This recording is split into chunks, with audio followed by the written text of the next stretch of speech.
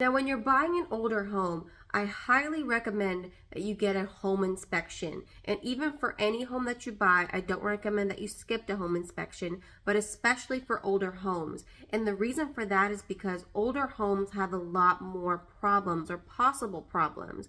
So when you have an inspection, they're going to look for issues such as air conditioning, the age of the AC, how old the roof is, and if there's any other kind of issues that you should be wary of, such as termite damage. Now, this is important because you are going to have to fix these issues yourself when you do decide to buy the home and you get your keys. So when your home inspector goes in there and looks at it, you can be aware of what issues might be present in the home currently and if you're okay with that or not. Now, I've seen many issues such as air conditioner go out right after they buy the home. So please, please, please get a home inspection and don't skip that.